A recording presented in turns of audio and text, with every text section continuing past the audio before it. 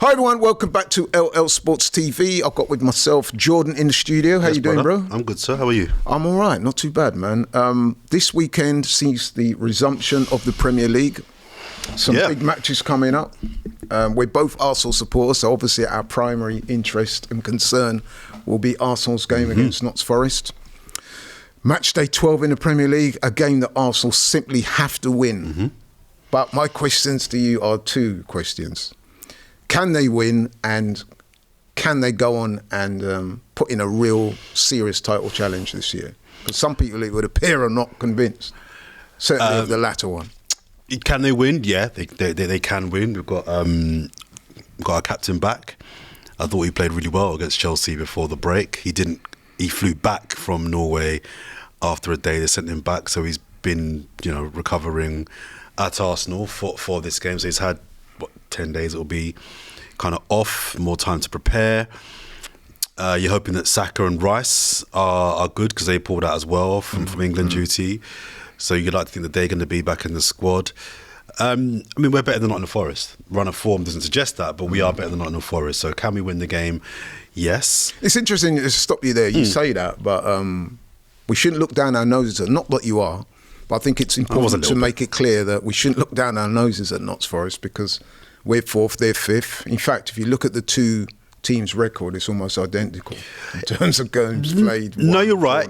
You're right. But they also have a very good win away, and I should stress the word away, at Liverpool, who are obviously... That's true. That is true. I don't think it's going to be a walkover. No. I don't think it's a game that we should be arrogant or complacent about. I think it's a match that we know we're up against a team that's on smoke this season. They're playing really, really well. So I don't think by any means we should go into thinking little old Nottingham Forest, we should be just walking in there taking 3 points. But your question was, is it a game we can win? I think it's a game we can win. We're at home. We're at home. So I don't see why, if we've got aspirations, albeit small, to win this title, we should be going to this game thinking this is a game we can win. Now, how does that affect our title chances? I mean, up until the last few days, I've been saying that I feel it's done, in that we won't win the title.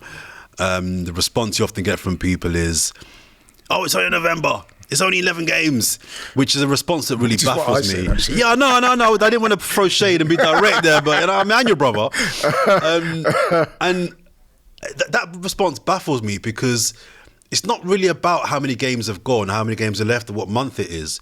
It's about looking at the data of the last few years, right? And the evidence and the data suggests this is not 15 years ago where you can lose 5-6 games and win a title. Now, some would argue and say, actually, maybe this year you can lose 5-6 games and win a title the way City are going on. So maybe my count has been counted. But if we're to kind of go over the last few years, Laurie, I don't think you can really lose more than 4 games in a season.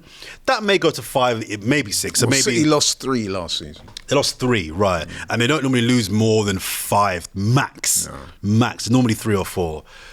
So I think the wiggle room we're giving ourselves is almost zero. I think the kind of room for error is very, very minimal now. I am, in the last few days, having thought about it some more, a bit more optimistic. Maybe my optimistic gene is kicking in. And I'm like, you know what? It's not quite done. 9 points is not an insurmountable gap. Liverpool will drop 9 points.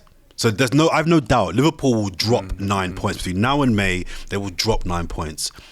My fear is, can we make up those 9 points? There's no point Liverpool losing if we then lose. Yeah. So that's my concern. Can we go on a run that is going to have to be pretty perfect? I mean, to be fair, we did go on a big run at the start of 2024. We did, and we came where? Second. It wasn't enough. Do you know what I mean? So you're right. We need that type of run. That sort of run, it's not normal. No. But I'm glad you mentioned that. You said it's not normal. I've been saying to people, and I do wholeheartedly agree, that if you look at the Premier League so far this season, it's been a bit of a maverick season already. Yeah. You're seeing results you wouldn't normally see. So, for example, I mentioned it earlier, Forest going to Liverpool and beating them at Liverpool is something that we didn't see coming. Even just before the break, Ipswich going to Tottenham, beating Tottenham at home. And that was a Tottenham that were coming off the back of wins against City. How much of a freak is that? Tottenham? Come on. No, but even for Tottenham, it was still... No, the last couple of years, they've lost those sort of games. You know what I mean? So I don't know how maverick that defeat really was. Yeah. But I take your point. But you see where I'm coming from. And there have been other results as well. I could go on. Sure. This season is shaping up to be very different. If you even look at some of the Premier League standings, where certain teams are in the table compared to where they are, look at Fulham. Look at Forest, 5th, Brighton 6th, Fulham 7th. You know what I mean? And things like that. And look where United and look at Chelsea even. I mean, a lot of people said that Chelsea... Including me. When, you know what I mean, we're pretty much finished. Yeah, including me. And look, they're having a decent season so far. I think over the next 10 games, the table will start to take shape and you'll see the likes of Brighton, Forest, I think, kind of levelling out to where, somewhere near European places to mid-table. I just think for us, the important thing is in terms of if we do believe it's not over, and just because I'd said it was over, that doesn't mean I'm saying we just give up. Right, that's it. Fight. No, we've got to fight on, right? Even if it is over, you fight on. For me, I hear this talk about, and to be fair, I'm going to call up my boys on Forever Arsenal. We do this thing where we look at the next 5 games. Yeah. How many points the next 5 games? Listen, brethren, can you win a game? You chatting about the next 5 games. You better win a game. Yeah. So I'm like, let's just beat Forest, then beat, I think it's West Ham.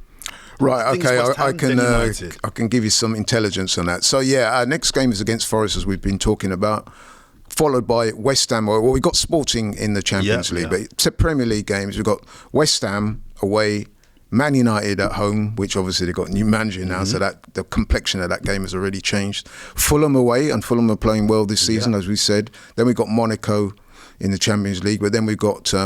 Stop there. Everton at home. All that is irrelevant. Just beat Forest. Because if you don't beat Forest, the United game, it don't mean nothing. My focus is, and the team's focus should be, just beat Forest. Because I said this when we lost to Fulham. I said on the pod Forever Arsenal, we're done. Title's over. It's done. I said this. I'm often wrong, by the way. Title's done. For me now, it's about winning the next game. The next game we had Palace. I think we battered Palace at home. And we beat somebody else, we beat Liverpool. Before you know it, you're 4 games in, 5 games in, 6 games in a row. And you put a run together, it's the same thing. We've got to do the same thing. I think we're on the floor. For me, it's now about winning the next game. Just win the game. Okay, we've beaten Forest. Phew. Right, now we've got to focus on West Ham. And then before you know it, you can build a run and you look back and you're like, right, we've now won 5 out of 6 and we've drawn 1. Cool. All right, we're cooking again. We've got players back from injuries. We've got some easier games because Tottenham away, City away, Villa away. Liverpool. We have some tough games, right? So I think it's about winning the next game. How do you do that? Which I think is going to be your next question. Yeah, absolutely. Basics. I think we just got to go back to basics. We're not a bad team. We're a very, very good team. One of the things I loved about us last year was people talk about the lack of goals we conceded. For me, even chances conceded. You couldn't even get a chance to score against Arsenal. They get score past us. Yeah. You couldn't. The triangle of Rice, Saliba, and Gabriel. That for me, you weren't getting anywhere near our defence, and then you had to go and get past David Raya. So for me, just go back to basics. Do what you're good at. Put Rice in the 6. Put Partey and Odegaard in midfield. I'm happy for Mourinho to kind of interplay with whoever really. Get Saka on the right, Martinelli on the left. Havertz up front. Let's be hard to beat. Too many teams getting 2, 3, 4 chances against us. What's going on? Like with some idiot team. Just go back to basics. Give the ball to your better players, defenders. Win your headers, stop crosses. That's what we did last year. We did the basics. It does help really as well that, and you hinted it. A few players are back now. Odegaard's back. Calafiori's still out, but we're expecting him to be back shortly. Timber's back. So, things are kind of taking shape. Ben White should be back. That will make a difference. There's no coincidence that City also are struggling. They've got half their squad out. When you're missing key players... Actually, did I say Ben White is back? I'm not sure if he is he? I don't know if he is back. Yeah. No, he's out for 8 weeks. Yeah, or seven more weeks. Yeah. But Sorry that's okay. Sorry. But, you've got players that can play at right back. If Timber's back, he can go there. I don't want to see Partey right back, hopefully, but if you've got to do it, you've got to do it. I just think we've got our players back. We're at home. As supporters, let's turn up on Saturday. It's a 3:00 kickoff. Let's be loud. Let's show the boys our support from the get-go. Let's not wait for a goal and then we're on you. No, from minute 1, let's let you know we believe in you. Let's get a couple of goals in the first half, hopefully, and then just see the game out. What would you say? I mean, you've spoken about the defence, and I hear that, and I do agree with pretty much everything you said there. But what do you say to the people saying that we're just not scoring enough goals? Well, the evidence is clear. I mean, we've not won. Not one now in 3 Premier League games, or maybe even 4. and we're not scoring goals. But I think people the way we should be. I think people really forget. Because if you don't score goals, you can't win games. You can't. Just, but I think people forget how interlinked defending and attacking is. I think our defending and concession of goals is linked inherently into our attack not being great. And I think our attack is not great because defensively we're not secure. So I think if you can get both of those at the same time, just improving by 15-20%, I think you'll notice a difference in clean sheets. And you'll notice a difference in goals scored. I think also part of our issue is that I don't think we've got a scary attack. I don't think we've got an attack that scares. We've got really good players. I don't think we've got a front three that like, ooh. Liverpool have got a front three, you're like, ooh. City have got a front three, you're like, ooh. Even Villa's front threes, it's arguable if it was better than ours or not, but they've got a guy up front that scores goals, Watkins. They've got how many attackers you want to name, left and right of him, that can do a job. Martinelli's not been good for a while. So I think part of our problem is, in terms of scoring goals, to your question is, I think if we're defensively more secure, I think it gives the attackers more confidence. But I think also those guys have got to really, I think they'll benefit by Odegaard being back. A big part of Arsenal's issue for me is that there's not a lot of movement off the ball. And I think that's because they know we haven't got a midfield that can make that pass. Marino, Rice and Partey, for all their qualities, they haven't got that pass. Saka's not making those runs in behind because he knows that man can't find me. That man can't find me. They're going to give it to me for the feet to try and beat a man one-on-one.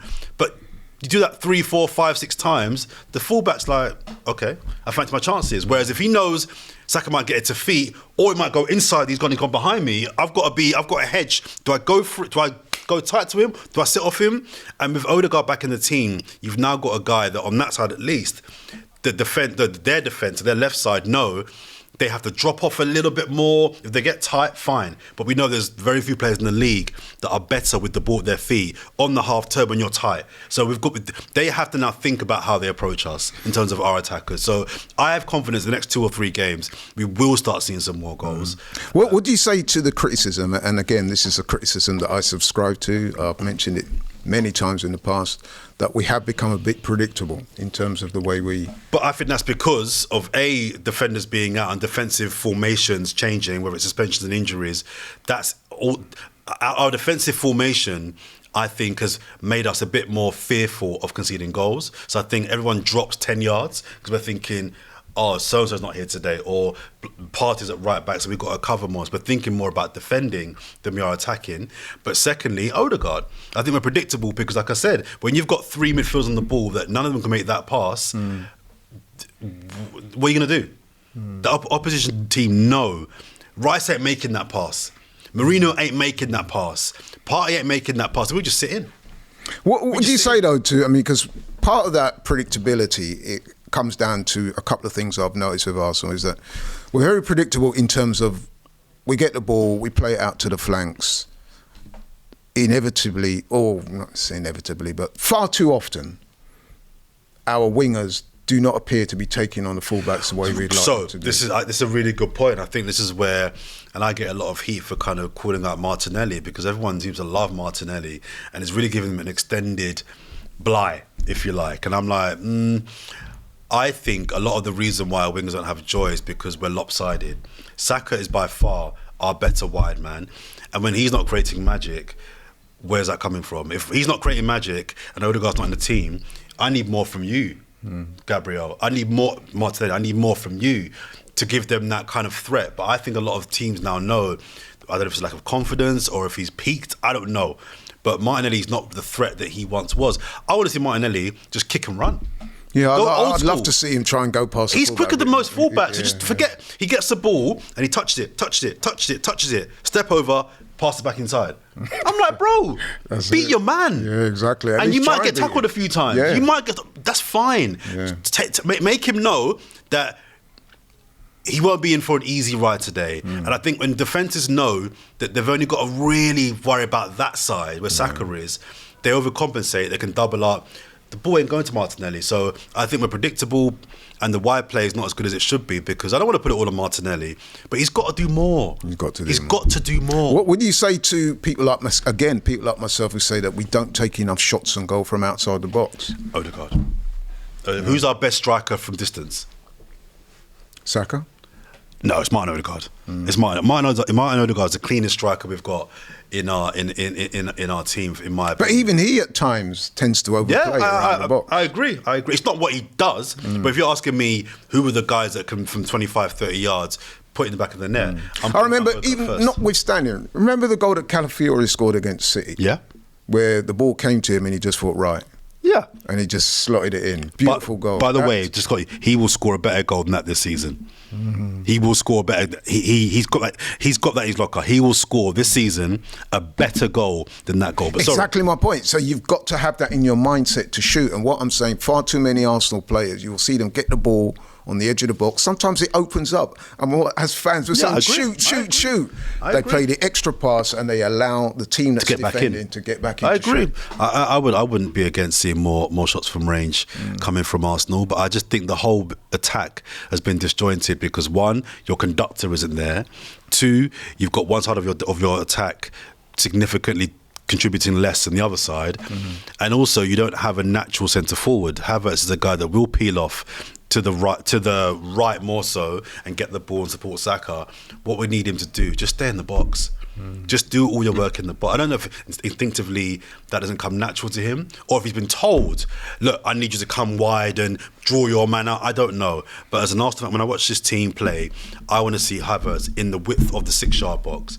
What's your views on Havertz? I mean, again, myself, I've been critical of Havertz. I've also given him his flowers. But do you see Havertz being that 20 Premier League goal a season striker that will win you the big things? The titles, Champions League. No, but I don't subscribe, exclusively to the idea that you need to have a 20-goal season striker to win a title. I think it helps. I think it's more about the kinds of games he scores in. So if you can score 20 goals, but if most of your goals come against the bottom 8. Yeah, those points are important. Yeah. Don't get me wrong. That's how you win a title, in my opinion, as well. So I'm not dismissing that. But can you get? I don't see. And I know people will throw at me. You got the win in the Champions League final. I don't see enough big goals in big moments against the teams when you need it the most. Not even necessarily big games against big teams, but in big games where I need my striker just to do something. We're not playing well. Havertz, can you dig us out here? Can you do something? I don't see that enough from him, and I don't want to be harsh on him because I like him. I've always liked him. I think he's an intelligent football player. He's hard not to like. He's a highly intelligent, technical football player. Is he the guy that's going to win you a title and lead that line to a Premier League title? I have doubts about that. So do you think we should go big then in January and try and get a striker? Yeah, but I mean, there's this idea that you have to, when you say go big, lay out 200 million on centre forward. My mindset with transfers, Laurie, is always get the right guy. The right guy might cost 15 mil. Who out there for you is the right guy? I mean, the right guy might be Isak. I think it's Isak. I think he would fit into our system really, really well. I think technically he's gifted. I think he's got a bit of pace about him in a way that Havertz doesn't. I think his finishing is better than Havertz. I think his aerial presence, and he's maybe not as intelligent with his positioning as Kai Havertz. I think that's a very big strength that gets underrated about Kai Havertz. He's very good. If you watch him, he's looking around all the time. He's looking to see where the space is, where he can impact games. This is off the ball. That's not. People say, oh, that doesn't score goals. Well, it kind of does, because if you're a player that knows where stuff's going on, where best to be, it can impact the wider attack. So there's that. But I think Isak's a better finisher. I think Isak is quicker than him. I think Isak can dribble. I think he can beat a man as well in a way that Havertz isn't so good at. You're not getting him out of there for less than 120. But if that's what it takes, that's what it takes. Yeah. He's the guy that I would go for. The striker market for me isn't great. I like Thuram at Inter. I like him. He's a bit raw. But he's pacey and he's strong. I think we definitely need to improve. Just to wrap up, to finish the sentence, we definitely need to improve our striking options. Now, just to wrap up, the manager's coming in for a bit of criticism. It's funny because I was at a concert last night at Wembley, the Bounty Killer. Bounty Killer. Yeah. So, I was at that concert, and it's interesting. Even before I got in the door, the security guards were taking me to one side. Come on, Laurie, man. Do you really think we can win it? But it was noticeable, a lot of the comments that I was hearing were very, very critical of Mikel Arteta. So my question to you is, do you think he has what it takes to turn things around and to, as I said, mount a serious title challenge this season? That's a good question. Second question, yes. I think he can mount a challenge. I think he can get us back in the race. Now, question one is, will he finish first in that race? I do, because I think we have a City that's not quite right. Something's happening at City something's not right there. So I think he can capitalise on that. Arne Slot is like a good, solid manager, but I don't look at him as someone that is significantly better than our manager. I don't think Chelsea will kind of, by the end, be in the mix. So, yeah, I think he can. I think the criticism he's getting from a lot of Arsenal fans, Laurie, if I'm being really honest, I think it's from a lot of people that have never had him. And we're just looking for the first thing to say, you see, get him out, sack him. I hear lots of idiots just sack him. And that's fine. Oh, you say they're idiots? Well, maybe I'm being a bit rude. Maybe it's a bit rude. But the reason why I call them idiots is because I just think these are the same people that are saying sack him now that the Etihad was saying he's a genius. So it's like, that's fair. Which you change your mind in the space of, what, 6 weeks? Although we should be borne in mind that football is one of those sports where it's what have you done for me lately? Fine, but I just haven't got time. In the extreme. I'm not saying you can't change your mind, but it's 6 weeks. So that says to me, you would never really have an Arteta, which is fine. Some people don't like Mikel Arteta and they give valid reasons to why they don't rate him. I don't have an issue with people that don't like Mikel Arteta. My issue is with people that just, 1 minute he's a genius, next minute they're frothing at the mouth on streams, get him out. I'm like, what is wrong with you? If you don't like him, that's fine. If you don't think he's the guy, that's totally fine.